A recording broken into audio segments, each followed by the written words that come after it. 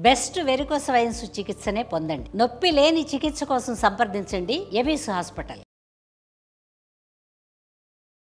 నమస్కారం, మీరు చూస్తుంది సుమన్ టీవీ. నేను మీ కీర్తి. సంకష్టహర చతుర్థి. మరి మనందరి జీవితాల్లో కొద్దో గొప్ప ఏదో ఒక సంకటం ఉండే ఉంటుంది. ఈ రోజుని ఎలా సద్వినియోగం చేసుకుంటే బాగుంటుందో తెలియజేయడానికి ప్రముఖ ఆస్ట్రాలజర్ నందిబట్ల శ్రీహరి శర్మ గురుగారు ఉన్నారు. నమస్తే గురుగారు. వాగర్థావివ సంపృక్తౌ మగర్థ ప్రతిపత్తయే జగతః పితరౌ వందే పార్వతీ పరమేశ్వరౌ ఆదిత్యాయ చ సోమాయ మంగళాయ బుధాయ చ గురు శుక్ర శనిభ్యశ్చ రాహవే కేతవే నమః. శృంగేరి జగద్గురు పీఠాధిపతులకి, కంచి పీఠాధిపతులకి నమస్కారములు తెలియజేసుకుంటూ కార్యక్రమాన్ని ప్రారంభిద్దాం. గురుగారు, నిజంగా ఒక్కొక్కసారి పిలిస్తే పలికే దేవుళ్ళు ఆ గణపయ్య కూడా అనిపిస్తూ ఉంటారు. సో ముఖ్యంగా ఇట్లా సంకష్టహర అని ఎవరికి లేదు, ఆయనకే ఉంది పేరు. ఎలాంటి సంకష్టాల నుంచి అయినా బయటికి తీసుకురాగలడు చాలా సునాయాసంగా. మరి ఈ రోజుని మేము ఎలా సద్వినియోగం చేసుకోవాలంటారు? సంకష్టహర చతుర్థి అంటే గణపతికి సంబంధించినటువంటిది. మనకు కలియుగ ప్రమాణాన్ని అనుసరించి కలో చండీ వినాయకో కాలభైరవ ఎందుకు చెప్పాల్సి వచ్చిందనంటే, ఒక్కొక్క యుగానికి దేవతలు, కొన్ని దేవతలు ఉంటారు, కొందరు వాళ్ళు అతి శీఘ్రంగా ఫలితాలు ఇస్తారు. అంటే సంకల్పము మాత్రము చేతనే ఆ దేవతల్ని ఉపాసించినటువంటి కారణం చేత సంకల్ప మాత్రము చేతనే ఫలితాలని త్వరగా ఇచ్చేసేస్తారు, అతి శీఘ్రంగా. క్షిప్రము అని అంటారు. అలాగే అతి శీఘ్రంగా ఫలితాలు ఇచ్చేటువంటి వాడు గణపతి. అందుకే ఆయనకి క్షిప్ర గణపతి అని అంటారు. క్షిప్ర అంటే తొందరగా, స్పీడ్. ఇక్కడ మనము చెప్పుకోదగినటువంటిది, ఈ కలియుగంలో చండి, గణపతి, కాలభైరవుడు, ఈ ముగ్గురు అతి శీఘ్రంగా ఫలితాలు ఇస్తారు. కాబట్టి ప్రతి సంకష్టహర చతుర్థి అంటే ప్రదోషకాల సమయానికి చవితి తిథి అందున బహుళ పక్షంలో ఉండాలి. పౌర్ణమి వెళ్ళిన చవితి తిథే బహుళ పక్షం. మరి ఈ రోజు ఏ టైంలో ఉంది? కానీ మీరు గమనించుకుంటే వినాయక చవితి మాత్రం అమావాస్య వెళ్ళిన చవితికి చేస్తే అది వరద చతుర్థి అని అంటారు. ఈ మిగతా చతుర్థులు అమావాస్య కంటే పౌర్ణమి వెళ్ళినటువంటి చవితి తిథి రోజున చేస్తారు. అది ప్రదోషకాల, సాయంకాల ప్రదోషకాల సమయంలో చవితి ఉండాలి. అది నియమం. ఈసారి 14వ తారీఖు అయింది, ఆదివారం. మనకు అమావాస్య వెళ్ళిన తర్వాత వచ్చేది వరద చతుర్థి, అది వినాయక చతుర్థి. కానీ పౌర్ణమి వెళ్ళినటువంటి చతుర్థి ప్రదోషకాల సమయంలో ఉండాలి, అది సంకష్టహర చతుర్థి అని అంటారు. ఈ సంకష్టహర చతుర్థి విధిగా ఆచరించినటువంటి వాళ్ళకి నా అనుభవంలోనమ్మ చాలా మంది ఫలితాలు పొందిన వాళ్ళు ఉన్నారు. ఇప్పటికీ కూడా అది మేము చేస్తున్నామని చెప్పుకోరు, కానీ సంతోషి మాతా వ్రతము, వైభవ లక్ష్మీ వ్రతము, అలాగే ఎలా అయితే దత్తాత్రేయ ఆరాధన, గురు వ్రతం ఎలా అయితే చేస్తారో ఇది కూడా చేస్తున్నారు. అవును గురుగారు, ఉప్పు లేకుండా తినాలంట కదా ఈ రోజు. అవును, సంకష్టహర చతుర్థి రోజు వ్రతం ఆచరించిన వాళ్ళు ఉప్పు లేకుండా తినాలి. సాయంకాలం వరకు ఏం తినకుండా ఉపవాస నియమాన్ని పాటించాలి. అసలు శివరాత్రి రోజున ఉపవాస నియమం ఎలా అయితే పాటించమని శాస్త్రం చెబుతుందో, ప్రతి ఏకాదశి రోజున ఉపవాసం ఉండాలని ఎలా చెబుతుందో, అట్లాగే సంకష్టహర చతుర్థి రోజున ఖచ్చితంగా ఉపవాసం ఉండాలి ఆచరించేవాళ్ళు. ఆచరించి పుణ్య ఫలితాన్ని అనుభవించే వాళ్ళు కూడా నిజంగా నేను కూడా మా ఇంట్లో చేస్తారు గురుగారు. చాలా అసలు ఆ వారాలు 8 వారాలు, 5 వారాలు, 16 వారాలు అనుకుంటారు కదా, ఎంత కఠినమైన కోరికైనా నిజంగానే తీరుతుంది. ఒక్కసారైనా చేస్తానని, లేదా 3 వ్రతాలు చేస్తానని, 11 వ్రతాలు చేస్తానని, షోడశ వ్రతం 16 వ్రతాలు చేస్తానని, అష్టాదశం అంటే 18 సంకష్టహర చతుర్థి చేస్తానని, అలాగే 21 వ్రతాలు అంటే 21 సార్లు చేస్తానని, నక్షత్ర వారాలు అంటే 27 సార్లు చేస్తానని మొక్కుకునే వాళ్ళు ఉన్నారు. అది చేసిన తర్వాత అసలు మొదలుపెట్టినటువంటి కొన్ని వారాల్లోనే, అనగా కొన్ని నెలల్లోనే వాళ్ళ సంకల్పం నెరవేరుతుందమ్మా. అది గణపతి యొక్క అనుగ్రహం, మరి మహిమ ఏమో అది.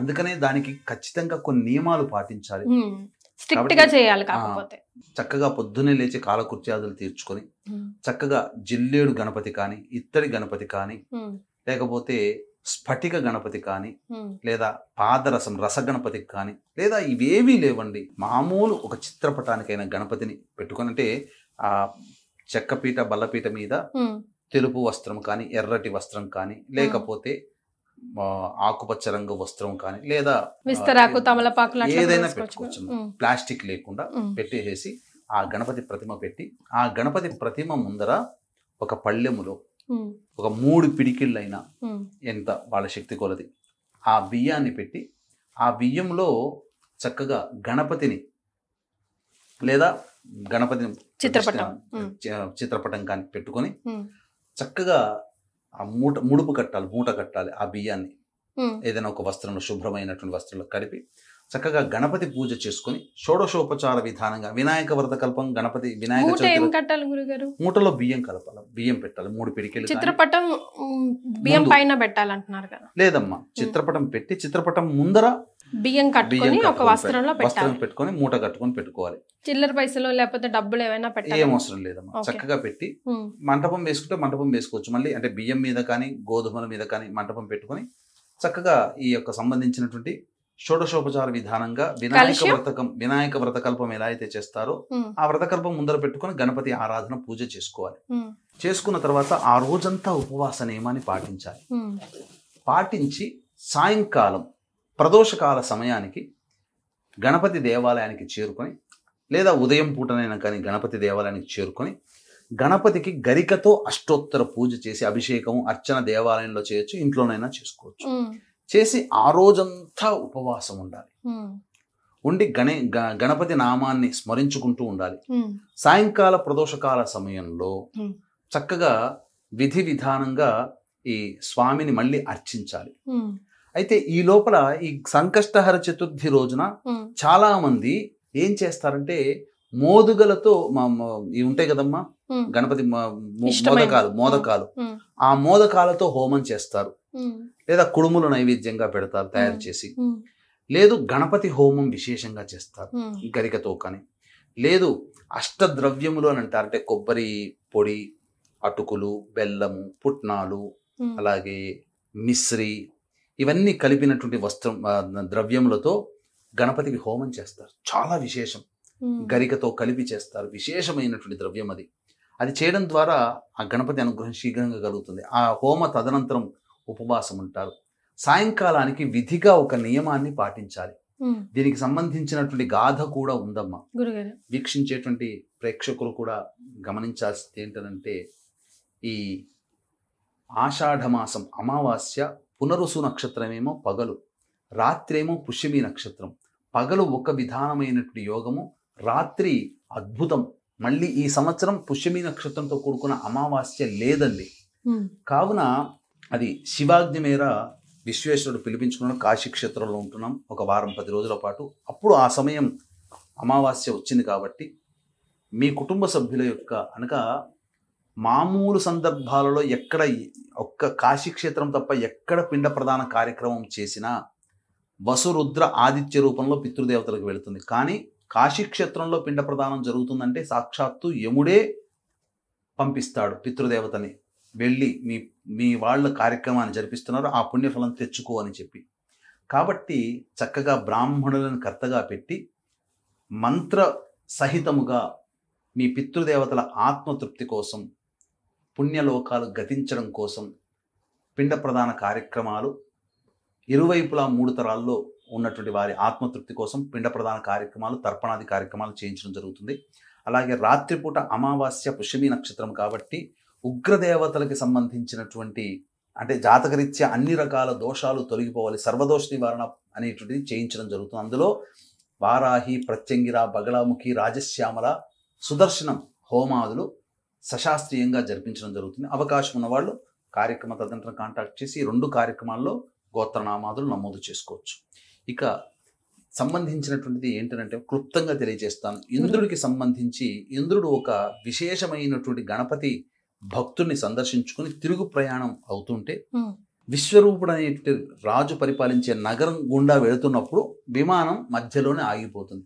అంటే ఈ యొక్క రాజ్యంలో పాపకర్మలు చేసిన ప్రజలు ఉన్నారు కాబట్టి వాళ్ళ నెగిటివ్ ఎనర్జీ వెళ్ళి ఆ విమానం అనేటువంటిది ఆగిపోయింది. విమానం మళ్ళీ ముందుకు కదలాలి అని అంటే ఎవరైనా సంకష్టహర చతుర్థి అంటే గణపతి ఉపాసన చేసినటువంటి వ్యక్తి ఒకరోజు చతుర్థి వ్రతాన్ని ఆచరించిన పుణ్య ఫలితాన్ని ధారాదత్తం చేస్తే విమానం కదులుతుందని అశరీరవాణి పలుకుతుంది. ఆ సందర్భంగా చాటింపు వేయిస్తే ఎవ్వరూ కూడా వ్రతాన్ని ఆచరించినటువంటి వాళ్ళు కనబడలేదు. అయితే వింతగా ఒక స్త్రీ శరీరం తీసుకొని కొంతమంది యమభటులు, ఆ స్త్రీ శరీరం దగ్గర యమభటులు, గణపతి శిష్యులు, గణపతి పరివారం వాదులు ఆడుకుంటున్నారు. ఇది మా లోకానికి వెళ్ళాలి, లేదు ఈ అమ్మాయి ప్రతిగుణంగా ఒక్క పుణ్యం చేయలేదు, నరకానికి పోవాల్సిందే, లేదు తెలిసో తెలియకో చతుర్థి రోజున ఉపవాసం ఉండి ఆచరించి గణపతికి నమస్కారం చేసుకుంది కాబట్టి గణపతి లోకానికి పోవాలి అని. ఈ యొక్క మాట విని ఆ విశ్వరూపుడు చేద్దామనంటే ఆ స్త్రీమూర్తి చనిపోయింది కదా, అందుకని ఏం చేయలేకపోతాడు. ఇంద్రుడు కూడా నిశ్చేష్టుడైపోతాడు, నేను ఎలా వెళ్ళాలి మళ్ళీ తిరిగి ప్రయాణం అని. కానీ వాదులాటలో గణపతి సైనికులే గెలుస్తారు కాబట్టి గణపతి లోకానికి తీసుకుని వెళ్తుంటే ఆ యొక్క విమానం గుండా ఆ యొక్క స్త్రీ శరీరం శవం వెళుతుంది.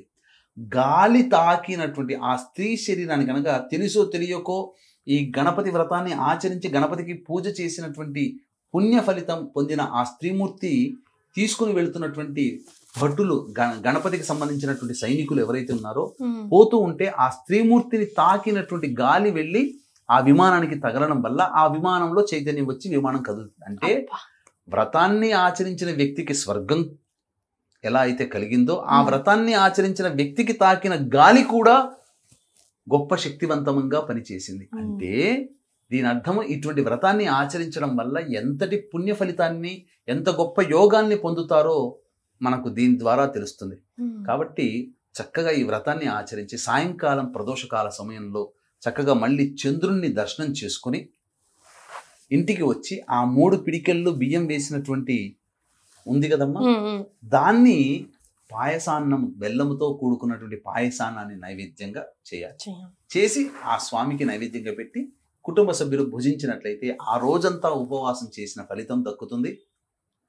అప్పుడు ఆ గణపతి యొక్క అనుగ్రహం కలగడం ద్వారా వాళ్ళ జీవితంలో ఎదుర్కొనే అనేక సమస్యలన్నీ కూడాను అతి త్వరగా నివారణ అవుతాయని చెప్పడంలో ఏమాత్రం సందేహం లేదు. ఇది నమ్మి చేయండి, గణపతి అనుగ్రహాన్ని పొంది తీరుతారు, అందులో సందేహము లేదని చెప్పవచ్చు.